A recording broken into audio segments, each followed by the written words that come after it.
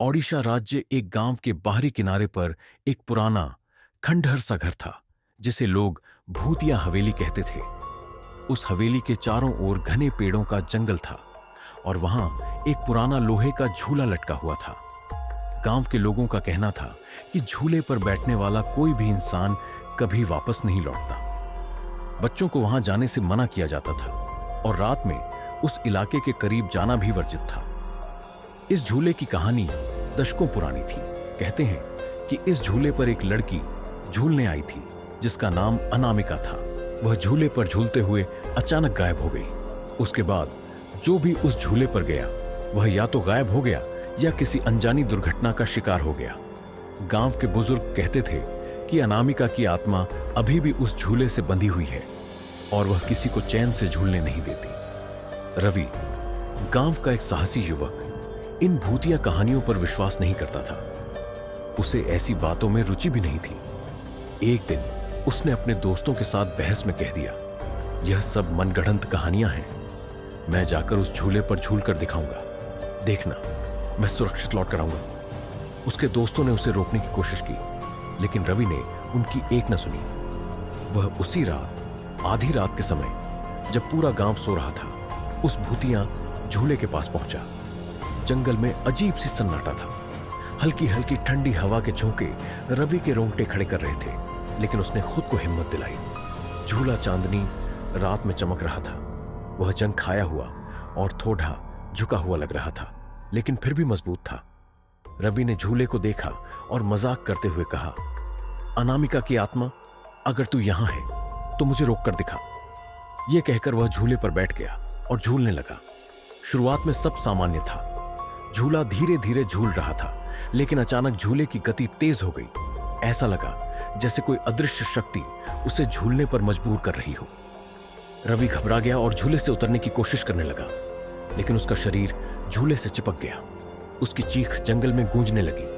तभी झूले के आसपास एक सफेद धुंध बनने लगी और उसमें से एक लड़की की आकृति उभरने लगी। वह एक सफेद साड़ी पहने हुए थी और उसकी आंखें खून की तरह लाल थीं। उसने गुस्से से रवि की ओर देखा और कहा, यह मेरा झूला है, इसे छूने की हिम्मत कैसे की? रवि कांपते हुए बोला, मैं तो बस मजाक कर रहा था। लेकिन उसकी आवाज उसके गले में ही फंस गई। वह लड़की अचानक हवा में गायब हो गई और झूला खुद ब खुद तेज गति से झूलने लगा। रवि के हाथ पैर बंधे हुए महसूस हो रहे थे। अचानक एक जोरदार चीख के साथ रवि झूले से गिर पड़ा और बेहोश हो गया। अगली सुबह गांव के लोग रवि को हवेली के पास बेहोश पड़ा हुआ देखकर हैरान रह गए। उसे घर ले जाया गया, लेकिन वह होश में आने के बाद भी कुछ नहीं बोल पाया।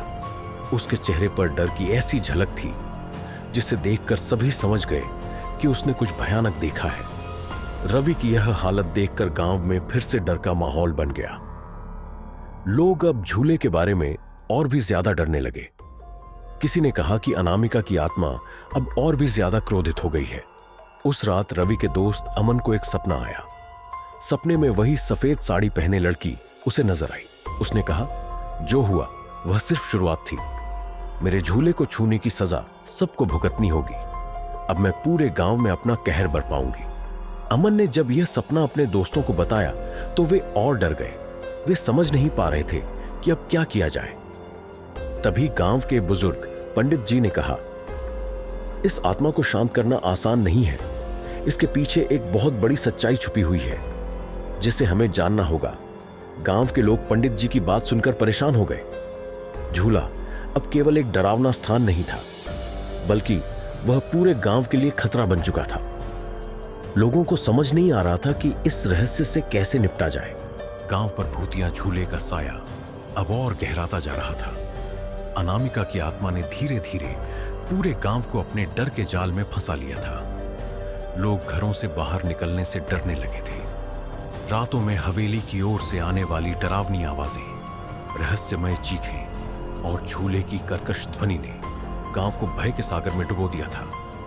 पंडित जी, जो गांव के सबसे ज्ञानी और अनुभवी व्यक्ति थे, ने गांव वालों को एकत्र किया और कहा, अनामिका की आत्मा को शांत किए बिना गांव पर छाया यह श्राप कभी खत्म नहीं होगा। हमें उसकी कहानी को समझना होगा और उसे मुक्ति दिलानी होगी। लेकिन यह आसान नहीं होगा। झूले की शक्ति अब बहुत भयानक हो चुकी है। पंडित जी ने पुरानी पांडुलिपियों और गांव के बुजुर्गों से अनामिका की कहानी का पता लगाना शुरू किया। उन्होंने पाया कि अनामिका सिर्फ एक साधारण लड़की नहीं थी, वह एक गरीब किसान की बेटी थी जिसकी मासूमियत ने गांव के जमींदार को आकर्षित किया था। जमींदार ने अनामिका के परिवार को खूब सताया था और अंततः उसने अनामिका पर बुरी नजर डाली। एक दिन जमींदार ने अनामिका को हवेली के पास बुलाकर उसे अकेला पाने की कोशिश की, लेकिन अनामिका ने अपनी इज्जत बचाने के लिए वहीं के झूले से लटककर अपनी जान दे दी। उसकी आत्मा ने वहीं श्राप दिया था, यह झूला अब मेरा है, जो भी इसे छुएगा वह मेरे क्रोध का शिकार बनेगा। पंडित जी ने गांव वालों को बताया, अनामिका की आत्मा इस झूले से बंधी हुई है। जब तक उसकी आत्मा को न्याय और मुक्ति नहीं मिलेगी तब तक गांव पर यह श्राप बना रहेगा। पंडित जी ने गांव वालों से कहा कि इस समस्या को सुलझाने के लिए पूरे गांव को मिलकर एक अनुष्ठान करना होगा। लेकिन यह अनुष्ठान बहुत खतरनाक था। अनामिका की आत्मा को शांत करने के लिए झूले को जलाना जरूरी था, लेकिन उसकी रक्षा के लिए अदृश्य शक्तियां सक्रिय थीं। रवि, जो पहली बार झूले के संपर्क में आया था, अभी भी डर और बुखार से ग्रस्त था। लेकिन पंडित जी ने उससे कहा, तुमने अनामिका की आत्मा को देखा है, तुम्हारे पास उसकी शक्ति को समझने की क्षमता है, तुम्हें इस अनुष्ठान का हिस्सा बनना होगा। रवि डरते डरते तैयार हुआ। पंडित जी ने अमन और बाकी युवकों को भी अनुष्ठान में शामिल होने के लिए कहा। सभी लोग मिलकर आधी रात को हवेली की ओर बढ़ने लगे। जैसे ही वे झूले के पास पहुंचे, वातावरण अचानक ठंडा हो गया। चारों ओर घना कोहरा छा गया और हवाओं में अजीब सी गूंज सुनाई देने लगी। झूला खुद ब खुद हिलने लगा और उसमें से एक डरावनी हंसी गूंजने लगी। पंडित जी ने मंत्रोच्चार शुरू किया और कहा, अनामिका, हम तुम्हें न्याय देने आए हैं, अपनी आत्मा को मुक्त करो। तभी झूले के पास सफेद धुंध उभरने लगी और उसमें से अनामिका की आत्मा प्रकट हुई। उसकी आंखों में गुस्से की ज्वाला थी। उसने चीखते हुए कहा, तुम सबने मुझे मरने दिया, अब कोई मेरी आत्मा को मुक्त नहीं कर सकता। यह झूला हमेशा के लिए मेरा है। पंडित जी ने साहस दिखाते हुए मंत्र जारी रखे, लेकिन तभी झूले से भयंकर चीखें निकलने लगी। अमन और बाकी युवक डर के मारे कांपने लगे। अचानक झूले से एक भयंकर झटका लगा और उसके आसपास की जमीन फटने लगी। पंडित जी ने गांव वालों से कहा, अनामिका की आत्मा को शांत करने के लिए किसी को बलिदान देना होगा।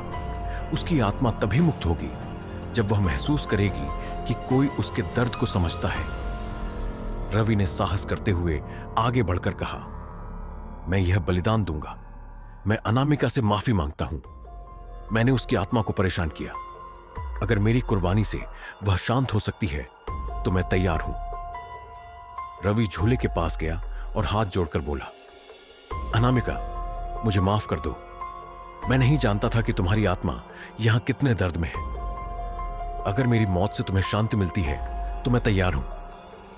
अनामिका की आत्मा ने एक पल के लिए रुककर रवि की ओर देखा। उसकी आंखों में आंसू आ गए। उसने कहा, तुम्हारी माफी ने मुझे वह सुकून दिया जो मैं सालों से ढूंढ रही थी। लेकिन झूले का श्राप इतना आसान नहीं है। यह गांव तभी मुक्त होगा जब इस झूले को पूरी तरह नष्ट कर दिया जाएगा। पंडित जी और बाकी लोगों ने झूले को जलाने का फैसला किया। उन्होंने लकड़ियां और घी लाकर झूले के चारों ओर रख दिया। लेकिन जैसे ही उन्होंने आग लगाई, झूले से भयंकर चीखें निकलने लगीं। हवाएं तेज हो गईं और चारों ओर अंधेरा छा गया। झूला अपनी पूरी ताकत से हिलने लगा, मानो वह अपनी रक्षा के लिए लड़ रहा हो। पंडित जी ने अपने मंत्रों की गूंज और तेज कर दी। झूला धीरे धीरे जलने लगा। अनामिका की आत्मा भी धीरे धीरे धुंध में बदलने लगी।